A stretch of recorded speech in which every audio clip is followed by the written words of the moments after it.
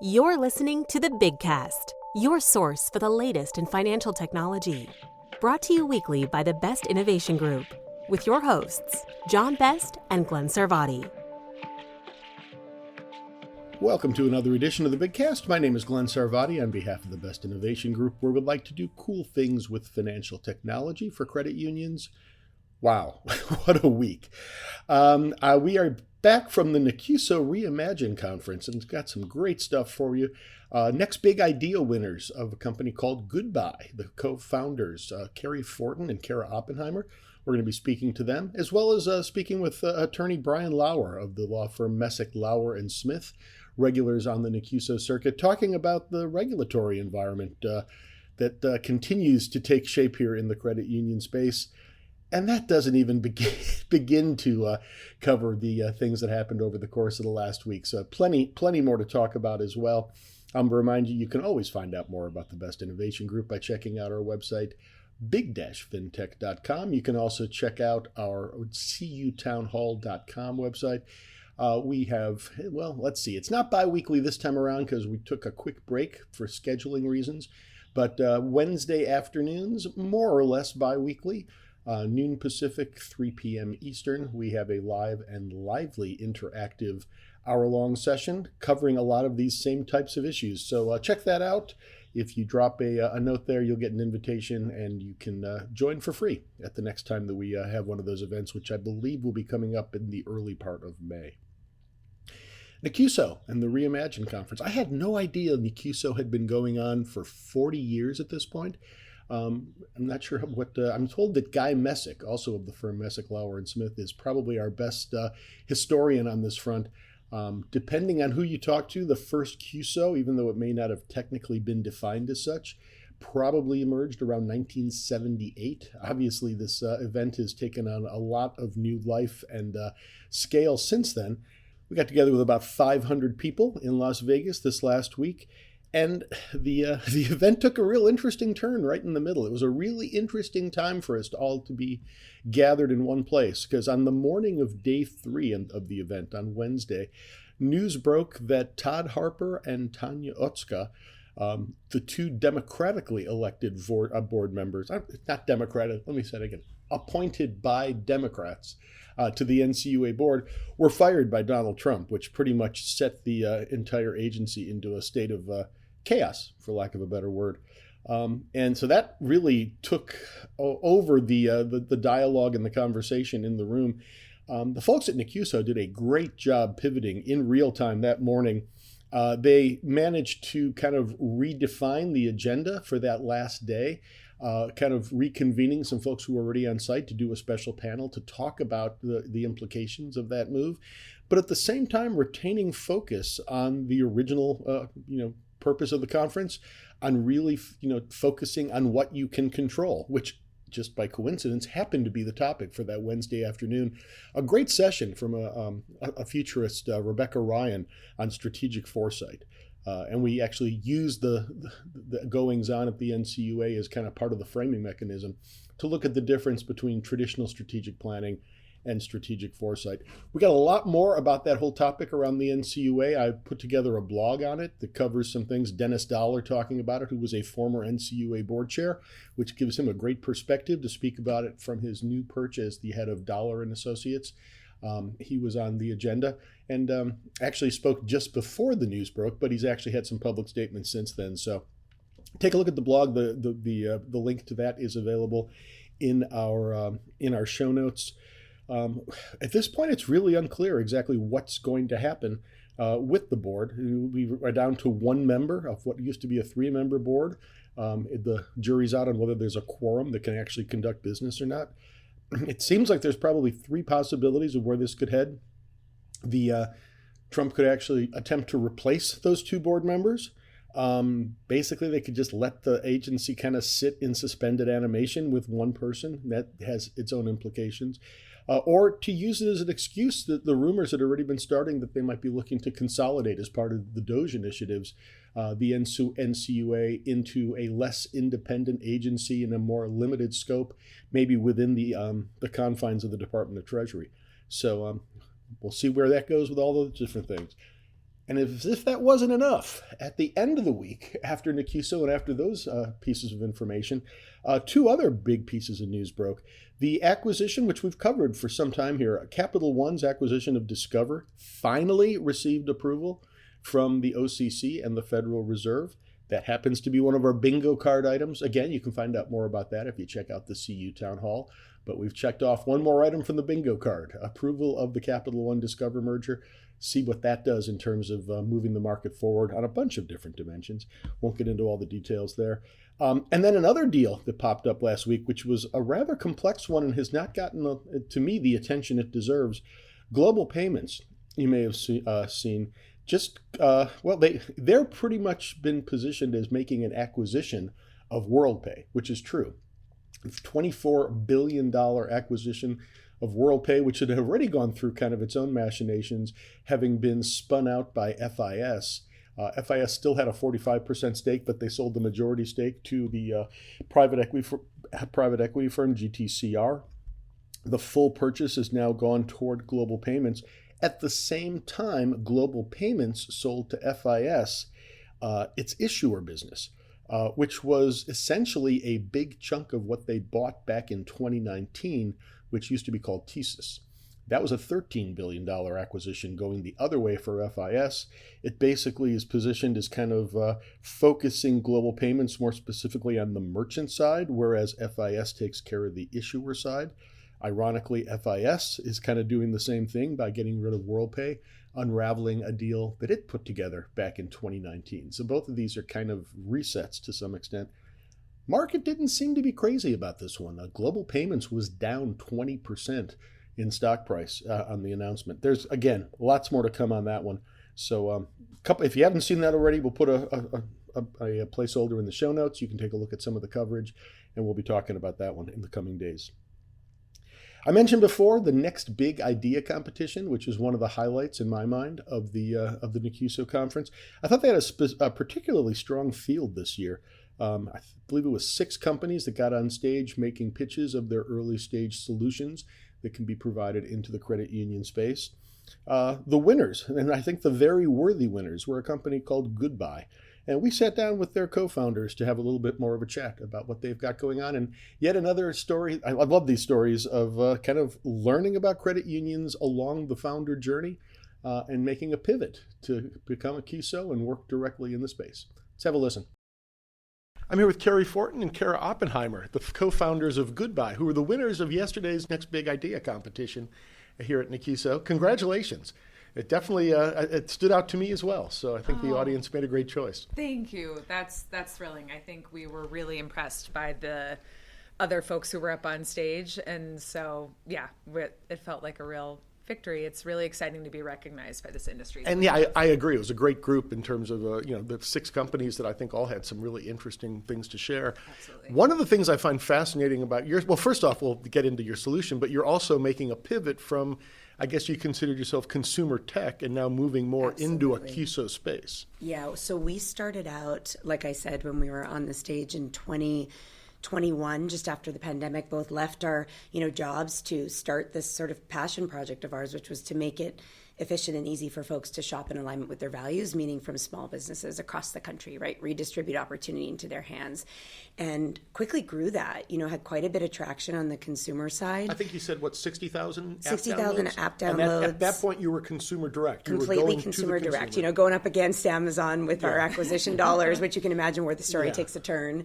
We had some funding, and we can talk about that, but not enough to go up against Amazon, right? Go direct to consumer. And so very quickly, we got some inbound from a large international bank, much more values-aligned bank than typical, and some credit unions, and had a lot of conversations and kind of did a lot of voice of customer studies, and really quickly realized that our people, the people who wanted to shop from small businesses, who cared about the community, the well-being of the community, cared about small businesses, were at credit unions, right? The mission alignment, we heard that yesterday so many times. Mm-hmm. Your mission, who you are as Goodbye, aligns so deeply with who credit unions are, why their purpose, right? The purpose for why they exist. So that was our pivot. It was a moment this summer, after a lot of these conversations, we realized, okay, this is it. We're moving into this space. This is where our people are. This is where we're banking on. And, no pun intended.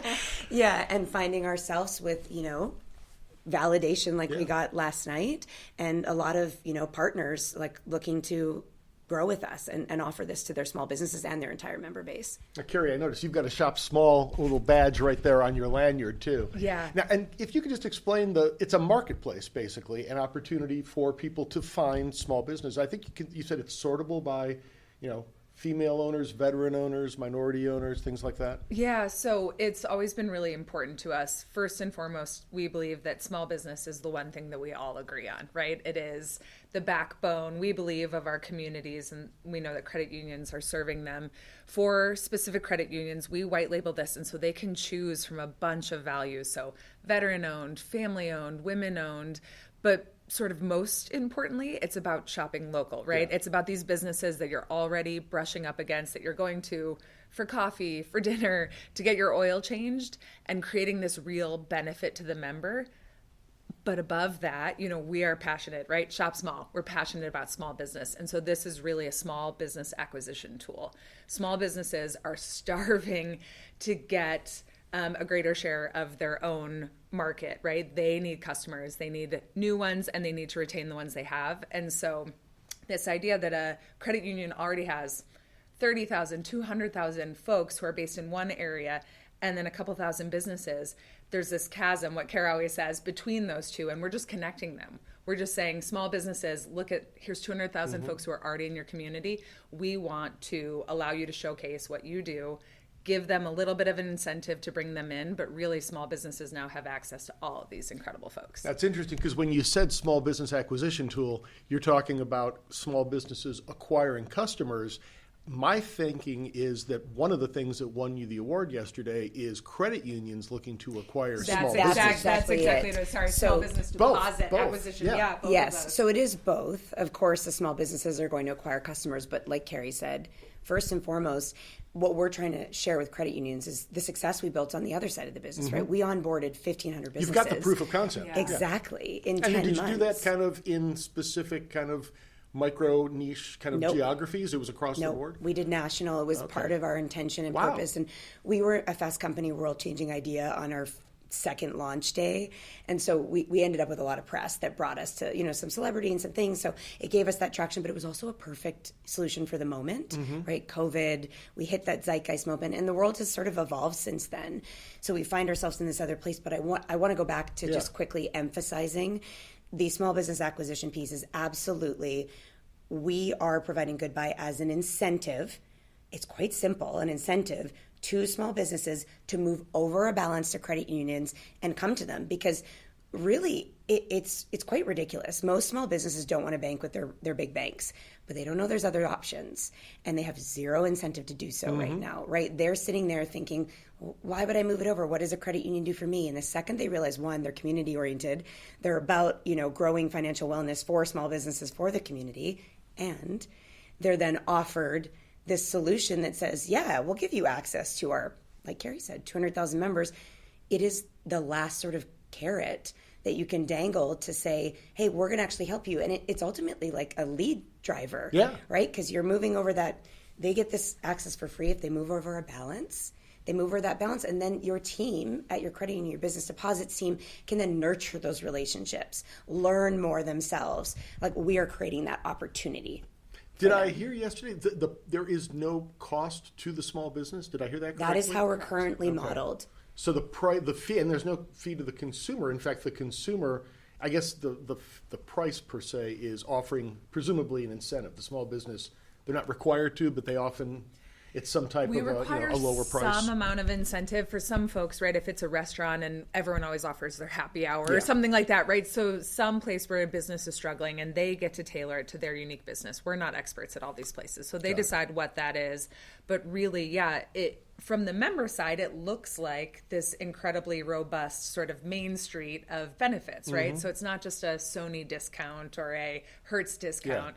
It's to the places that I'm already going. And again, the consumer, again, no fee to them. No fee to them. And in terms, I know you're early on in the stages of actually integrating, but is the idea that you'd be integrated into the digital banking experience at the credit union, or is it a separate app? How does that work? Yeah, this is really important. So we have really prioritized making this as low lift and streamlined as possible for credit unions. So the one piece that we need for credit unions is to validate that their members are their members. So it's unidirectional flow of information. So what it'll end up looking like is a link inside of the logged on online banking, which lets us know, yes, in fact, this is a member, so they're going to get all these benefits, but we're not getting any PII, we're not accessing accounts, and this is a unidirectional information flow. And then we ourselves house and are continually updating the marketplace on their behalf. So once you've validated that a member is indeed a member, do they typically access Goodbuy from their digital banking and a link? Correct. So they don't Yes. come Just a directly link. to Goodbuy. Exactly. But it's it's an API call, Very, basically. it's exactly, Okay. you nailed it. It's a super easy implementation, at least how we view it right now. I'm sure long term, as we think about digital wallet space and payments integration,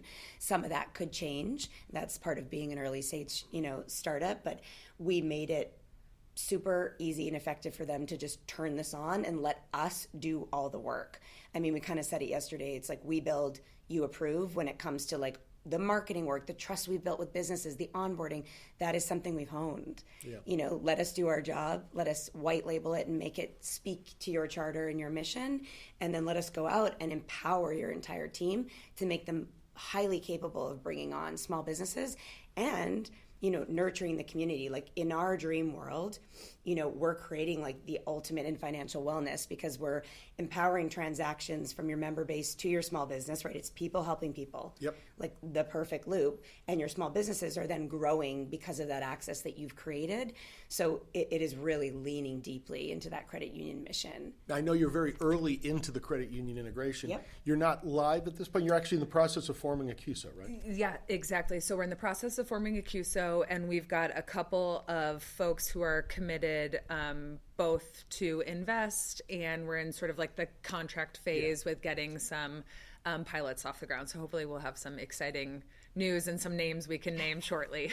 And I guess just to kind of show that you're walking the talk, you Yeah. were a B Corp originally, correct? Yeah, so we applied to become a B Corp, a benefit corporation. And in doing so, you have to sort of decide what your unique B Corp focus is, right? So who are you focused on serving? And for us, it's small businesses.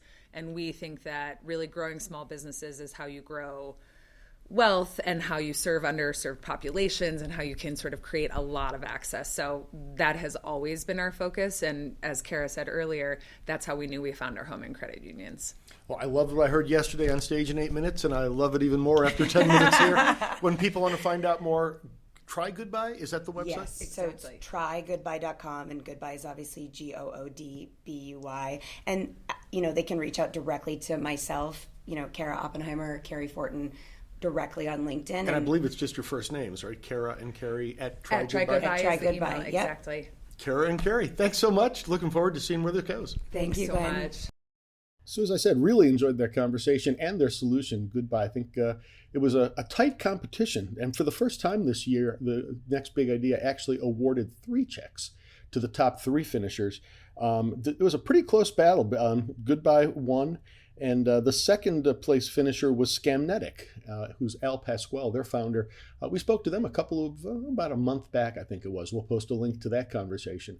I think those two, in my mind, were kind of the head of the class on here. Another really good solution came in third, a company called Coverbase, which tries to help automate the process of vendor management and due diligence around the vendor process. And as I mentioned before, I love the idea of all these companies moving kind of into the CUSO space after starting with more of a direct-to-consumer model. A couple of others that came to mind that came through, if it wasn't just the Next Big Idea, in some cases it was, also the venture tech track and things like that.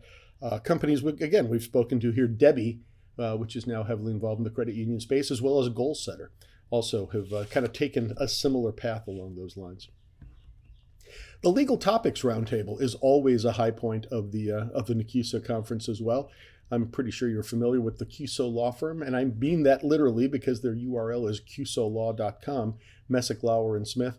Brian Lauer is always kind enough to talk to us about some of the the highlights and the key takeaways from that. I think it's important to note this conversation did take place the evening before the NCUA news came out, but I don't think it really shifts the importance of these topics that we covered. I'm here at NACUSA with Brian Lauer of Messick, Lauer & Smith. Session today on hot topics in the CUSO world and from a legal standpoint. Wow. There's no shortage. They always say markets hate on lack of clarity, and boy, do we have a lack of clarity right now. Yeah, I think not just in our world, in all of the world, there's lack of clarity or uncertainty. But right? all we care about is CUSOs, damn That's it. all right? we're about right now. That's right. But yeah, it's really interesting to go through. One of the things that I thought was a really interesting point that one of your colleagues really laid out, that there's 3 ways to kind of deregulate some of these things. Because we started off talking about the CFPB, which is kind of in a state of cryogenic freezing right now, I guess might be the way of putting it. I mean, we're not really doing anything, but the most interesting part is we had this land rush of new regulations that popped up just after the election in the last days of Rohit Chopra. Mm-hmm. And I guess it's the Congressional Review Act allows that to basically kind of be clawed back. Is that the fair way of looking at it? Yeah, that's correct. So it's actually true of all agencies, but we're just talking about the CFPB in this context. But it would actually be relevant for the NCUA as well. Or any governmental agency, any agency. Anything that happened since Election Day. Correct. So the idea is that once an election happens, Congress actually passed a rule or an act that allowed for them to look back at any rules that were finalized after an election. It's typically used in an instance where the party is changing. Change of administration. Yeah. Right? So we're going from, in this case, a Democrat to a Republican, and it's generally one of those things they look back at all of the rules that were passed within that 60-day period or so, and they will decide whether those rules should remain finalized. It's essentially trying to prevent agencies being run by the other party, forcing through rules and then preventing the newly elected administration to have any say over that. Right, makes sense. So, and we had a whole bunch of those rules, and that's kind of the laundry list that we went through around the overdraft rule, the $5 max, and some of these are also being challenged in court, and it becomes a question whether the new administration wants to even defend it. The credit card late fee rule, I guess that was $9 as opposed to $5. Medical debt on the credit reports. Yep. And then the small business lending at 1071, which I was not as familiar with. But I guess all of these kind of fall in that category that it's going to kind of be wiped clean as if it never happened. Yeah, I mean, I think the approach right now by the current administration is to look askance at any rule that was passed by during the last administration. Mm-hmm. And so they will, in fact, look at ways to revisit those rules. Not all of them will be rescinded, if you will, or shot down, but they will look at all of them and ensure that they are in line with what this new administration feels is their policy perspective. And one that falls in that other category that probably won't be taken off the books is Section 1033 around open banking. One of the things that was discussed is that has bipartisan support, so you're probably not going to get Congress to change course on that one. Yeah, it does look like. So a lot of the rules where Congress is going to change course or rescind or whatever, shoot down, whatever word you want to use, they've already started to take those kinds of actions. So you're already seeing those things coming out of the committees in both the House and the Senate. So the fact that there's silence on this one speaks volumes in itself. Correct, right. Okay. So we can never assume that it wouldn't be rescinded. Something could happen within the halls of Congress that would move in that direction. But as of now, it's been silent. And so the assumption from our perspective is that it will not be rescinded and they will move forward with implementation. The other thing is it is under litigation as well. Someone sued against it. And I guess the other question is, will the CFPB, under its new leadership, defend that rule in court? Right, and we are hearing, I believe, that the CFPB has stated that they will not be defending it. But I do think that there are some other trade groups within this context, within this ecosystem, that are in fact going to take up or have said that they will take up the cause. Just to keep things from getting too clear on this. Yeah, exactly. Because when I heard that, it's like, so you can actually, I think it was a fintech association. Yeah. they can actually step into the shoes It's of the not clear they CFPB? can, but I think they're trying. They're going to give it a shot. So the bottom line is a lot of this stuff continues to be in flux. We'll figure out. But the guidance that your team had given on this, too, is let's not assume that all these things go away. Until there is clarity, you're better off assuming the status quo from a regulatory and compliance standpoint, right? Well, that's right. Because one of the other things that we talked about with regard to rules, maybe not a rule that was just passed at coming up to the end of the year, as we just talked about under the Review Act, but older rules, well, CFPB can just decide not to enforce them. Right. That was one of the things. The different ways you can do this. You can go back to the comment period and refine the rule in a different direction, or you can just not kind of look the other way. Correct. So there could be in the open banking area, you could see that they go forward with the implementation, which I believe is in the first quarter of 26. First one is April of 2026, and then annually every year after that. Right. And so you could see where that implementation happens because there's not a lot of appetite for movement in Congress to change it, but then you would see potentially the CFPB and the new head of the CFPB choosing not to enforce it. Although it's interesting because depending on which constituency you're trying to satisfy, like we said, there seems to be bipartisan support for it. So, right. And the other thing to think about in this context, Glenn, as my team talked about, is that you could have states enforcing their own laws around this as well. So it's not as if all of this goes away. Speaking of the states, and the other one that kind of comes to my mind that kind of moves in the other direction from this is crypto. Because here's where we actually do have new legislation coming into the mix. And it was mentioned that there are three different kind of competing, at least on the stablecoin side, three different bills right now, two of which, one from the House, one from the Senate, are GOP-led. And then it's Maxine Waters who actually put out her own. Yeah, so to clarify that, coming out of committee in this new Congress, so the new Congress that started in January, we really only have the two GOP stablecoin. What was being referred to on stage is that prior to this new Congress, predated Maxine Waters was putting together a stablecoin bill as well, and so. But the one that's the stablecoin bills that came out of committee, or I believe they came out, I think they just got marked up. They're not out of committee yet, but they're about to come out of committee, and those are both the GOP-led bills. And it's the Genius Act, which is the Senate's version. Correct. And the Stable Act, which is the House version, which differ to some extent. They're kind of pulling in this generally the same direction. They really are pulling in the same direction, which is why I feel as though we're looking like we'll probably see these at least get to the floors of the House and Senate for approval.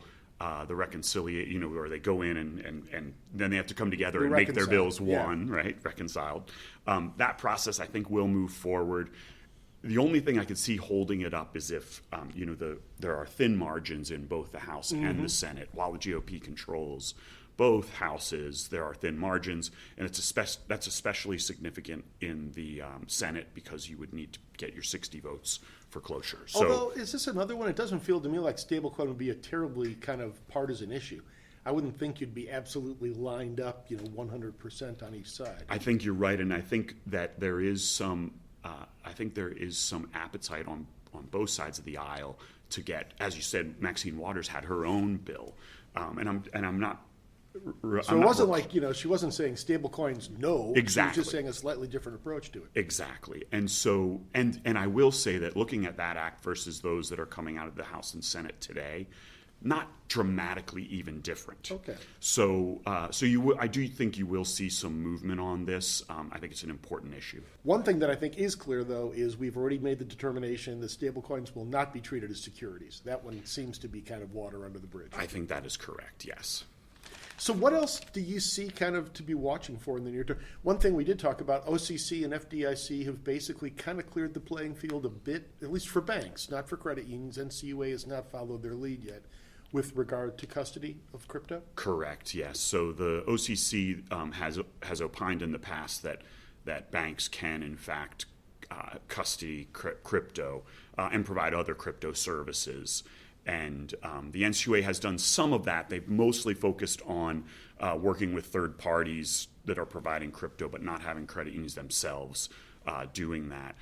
So But now what the OCC is doing is opening up that ability for banks, making the hurdles and humps that they have to clear be a little bit easier.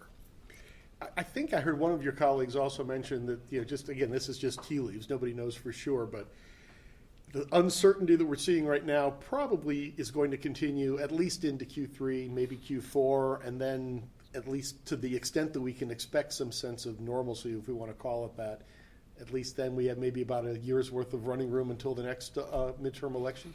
Yeah, I think that's right. And I think the basis for that from a regulatory perspective, right? So we're looking at mostly the CFPB in that context, and also the NCUA in some instances. But I think that settling of the dirt will happen in the next quarter to quarter and a half, because we'll essentially have gotten past all of the positions of the current administration on all of these rules that we've been talking about, right? There's uncertainty with the litigation, with the CRA and the like, whether these things will last. But we think that we'll have some idea whether they'll be in place by then, which means really sort of stagnation at that point. Yeah, and even beyond those things, just the way that some of these things play out in the budget proposals for the following year too, in terms of consolidation of agencies, things like that. There'll always be those kinds of risks over the next year or so. I don't think we're going to see those go away. I mean, the tariffs. We'll have an economist speaking at some point in the conference, and I'm sure that's going to be incredibly interesting. Yeah. And again, one of those that between now and then there may be a change in the deck. Yes, that's exactly right. That's exactly. And no shortage of work for you. I'm sure there's more than enough going on. You're obviously keeping your finger on the pulse on this. Messick, Lauer, Smith, QSOLaw.com is the place to find you. Yes. Yep. Brian Lauer, thanks so much. Always appreciate talking. Yep. Pleasure to be here, Glenn. Thanks. So again, a quick reminder, that was recorded before the news of the NCUA board firings came out. And again, I don't know that really makes a difference. I doubt Brian would think that it really changed the focus. And as Rebecca Ryan said, I mentioned the futurist at the on day 3 after the news had broken, around the strategic future casting, I guess you would call it. The idea of avoiding the freak out corner. Don't just focus on all the crazy stuff going on and, oh my gosh, what are we going to do? Focus on what you can control. And I think that the conversation, there's not a whole lot of reason to think that what we can control changed a whole lot with the news of those firings. So I think that what Brian had to say still holds water quite a bit. We've got more NACUSO coverage coming up. We have another interview, and who knows, maybe we'll even have more clarity around the NCUA situation, although I wouldn't hold my breath on that one. But yeah, more content from NACUSO coming up next week on the Big Cast. We always have new content here on Tuesdays. Encourage you to check that out wherever you get your podcasts. You can always go directly to the Best Innovation Group website, big-fintech.com. Go to the media tab and you will find it there. As I mentioned, we've got past interviews there as well, including the one with Al Pasquale, the runner-up in the next big idea competition. And the link is there in the show notes, as well as links to a whole bunch of other interesting stuff we've discussed here that I think you might want to follow up on. Find out more about the Best Innovation Group by checking out big-fintech.com in general. You can find us on LinkedIn. You can find us on Blue Sky. If you follow us, you will receive, or at least be tagged on our Friday FinTech 5, something we've been doing recently. Especially important in my mind these days to cut through the clutter. There is so much going on. We can't cover all of it, but there's a whole lot of great sources out there that are doing so. And we try to boil down the biggest stories of the week and some of the most kind of insightful and relatively quick hit coverage of those topics without paywalls, so you can actually make sure that you're staying up to date on the most interesting stuff. The Friday FinTech 5, we put that out via LinkedIn and Blue Sky, so follow us in either of those places and you will receive alerts when those happen.